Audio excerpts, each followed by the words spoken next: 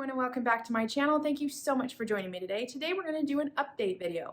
A couple of years ago I did a video on top coating whites and having that issue of it yellowing, how to avoid that. Well, since that video I have changed my processes and my products. So I wanted to go ahead because it is an industry-wide issue of whites yellowing over time or even instantly on pieces. So how can you avoid that? Well, I have a couple of products I'm going to talk about today, and then also there's a couple little processes you can do as well. So let's just go ahead and dive in. The very first thing I'm going to tell you to do anytime you're painting white, even if you do not think it's going to bleed through, prime it. I learned that a little while ago. So in the very beginning, I used to take my chances and go, well, it's oak, it's not going to bleed and I'll be fine. And sometimes it doesn't bleed through the white, but the minute I went to top coat it, it didn't help that yellowing issue. So what causes that yellowing issue is, for one, it's the tannins that are bleeding through in the wood species that you're working with. That can be golden oak, red oak, mahogany, cherry. The list goes on, okay? So by priming that, you're blocking those, you're using use a stain blocker primer, and you're gonna block those from bleeding through. Okay, so that's one thing that can cause yellowing in whites, even before you top coat. Then when you top coat, by adding that product to it, it tends to go ahead and pull. You have to realize when you're putting products on your furniture, they're not just sitting on their furniture, they're actually activating what's going on underneath that furniture. What I mean by that is they tend to pull, okay? So when you go ahead and layer down a product, it can pull through what's underneath it, okay? Whether that's oils or tannins that are gonna bleed through, products that have been layered on the furniture over the years, like waxes or cleaning products, all of that. So by priming that, you have the best chance for not having issues with that. So I have a whole video on prepping and cleaning and all of that, so we're not going to go over that today. But I will tell you that the number one step that you could do to avoid any yellowing with your whites is using a primer. Now, one of the primers that I like to use is the General Finishes Stain Blocker Primer. Now, I don't have a one and done as far as primers go. I have a lot of different primers that I use because there are different things that are going to call for different products.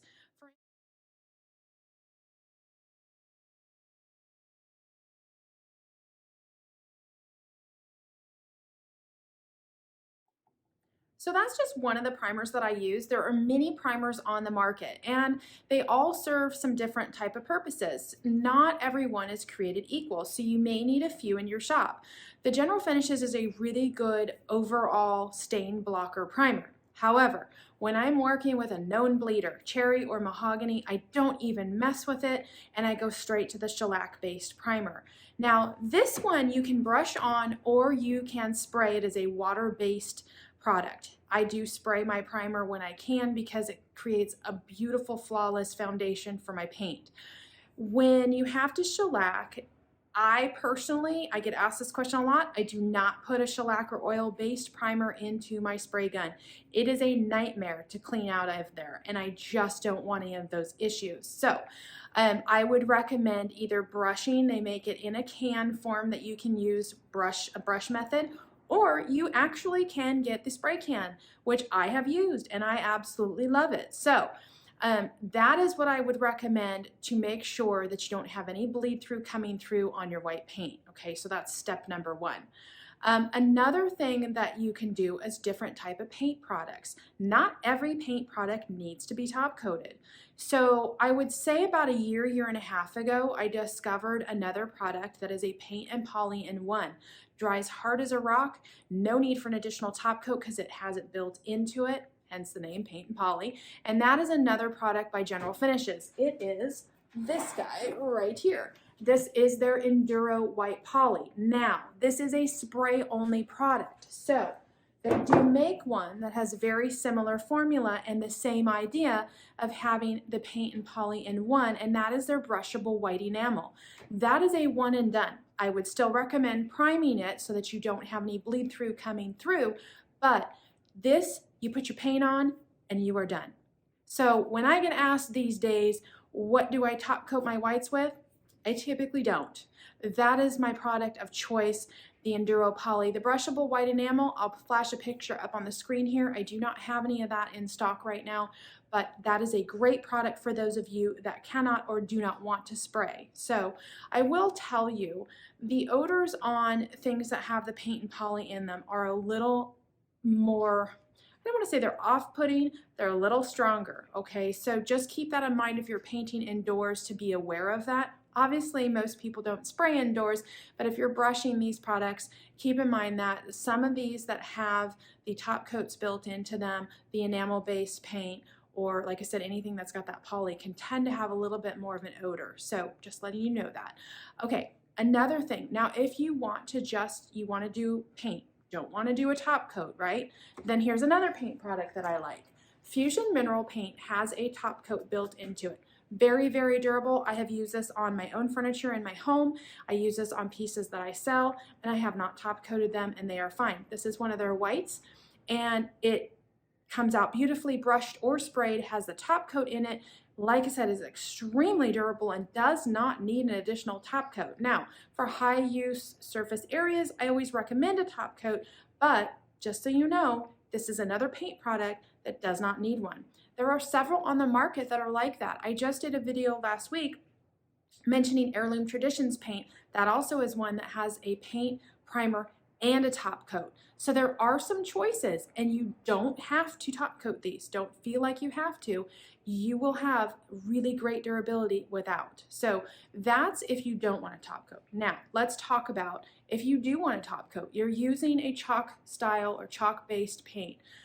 Or maybe one that does not have a top coat added into it for that protection, and you do need to top coat it. Here's what I like to do. I like to mix a little bit of my white paint. After I've painted my piece, I mix a little bit of my white paint in with my water-based top coat. I'm going to tell you never, ever, ever, ever, ever, ever use an oil-based top coat on any white painted surface.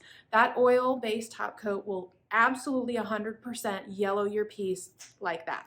Water-based top coat, it can.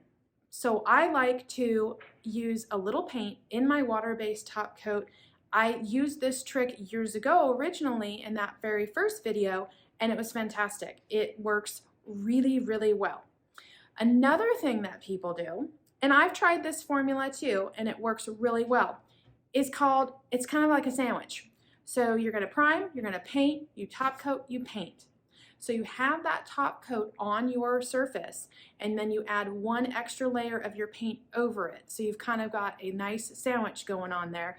You've got a lot of durability on the piece, and it provides that same type of protection. So there's different methods that you can use, and that's what I want to share with you guys today so that you know there definitely are options.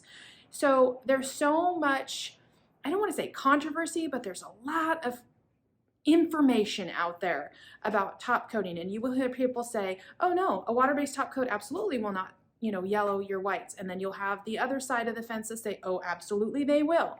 Let me tell you, it doesn't always happen on the instant. Now, I have had pieces where I applied my top coat and instantly could see yellow coming through, that tinge showing through. And then there's been times where I have had it happen over time. So it definitely is an issue. So you just want to make sure that you do everything you can, have all the steps in place to try to avoid that. So I'm going to show you two water-based top coats that I personally really like. One I use for almost every project in my shop, whether it's painted or stained, and it is a water-based top coat. And not that we're going to go too far onto this subject, but yes, you can use a water-based top coat over an oil-based stain. Absolutely 100%. I do it all the time. The biggest thing there is you just want to yield dry times for your stain. Okay, that's all I'm going to say about that. If you guys have any other questions about that, you can ask me. But this is the product that I like to use. It's General Finishes High Performance Top Coat. It is a water-based top coat. It can be applied by hand or it can be sprayed. I spray all of my top coats now. I just don't even bother doing them by hand. But this is one of my favorites. I use it all the time.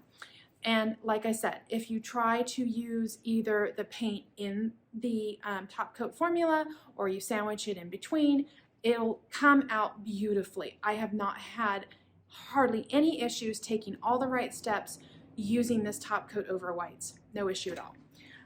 The other one I want to tell you about is just another option. It is a non-yellowing top coat by Fusion Mineral Paint.